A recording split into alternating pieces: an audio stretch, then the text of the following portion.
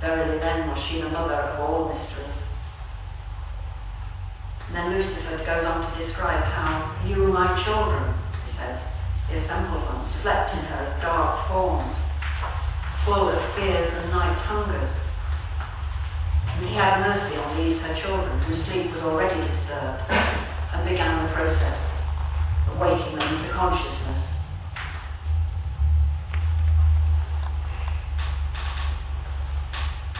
So, what a story, isn't it? I think it's really all modern love stories, isn't it? I took the liberty of paraphrasing it rather briefly into modern English.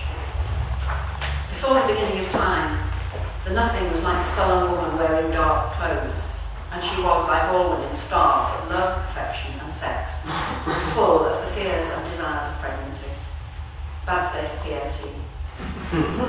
So she got her glad rags on and went out on the town and found a one-night stand, and it was good while it lasted. But it didn't solve the problem. It left her with a memory of the night before, with which she could recreate the emotions of delight, and each time it was better and better in her imagination. She went back to find the same guy to love and desire, because he had power to create love in her. And she wouldn't let go. And in the story, he's called the Anointed One, and she's called Mary. But by this time, she decided to leave him slightly dissatisfied, so that he would be calling for her. But Lucifer wasn't playing that game and left her to sort herself out. So she stopped seeing things clearly. Her whole mind was taken up with the need to love. She became depressed again, goes into a blue study. It's then known as Maya, illusion, clinging to fantasies. And she's told she'll stay in this state until she can say, "Be it unto me as unto the handmaid of the Lord." By all psychiatrists, psychotherapists, and others are noting this is a quick cure for depression.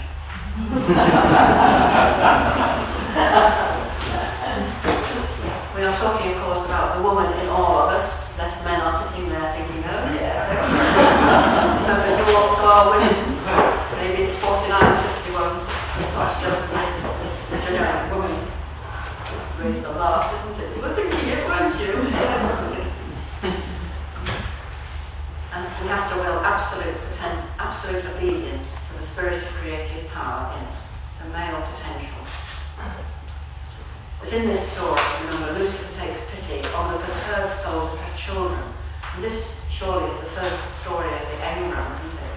The souls engrammed with the pain of the parents, and have picked up her fears and night hungers and nightmares.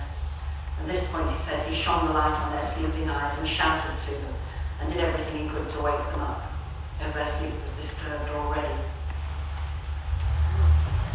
Darkness, he says, is night, and no saying to light, a powerlessness, a not knowing, a blindness and a dangerous wandering, a pause and a hesitant step between being and not being.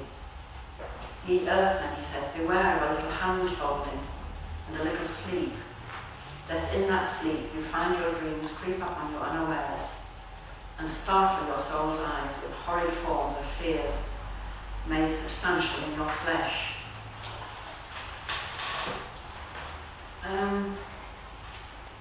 We've been going for an hour, and that's quite a reasonable place to stop. Shall we stop and have a tea break there? And then talk and discuss and maybe do a little bit more afterwards. All right. Very good. Thank you.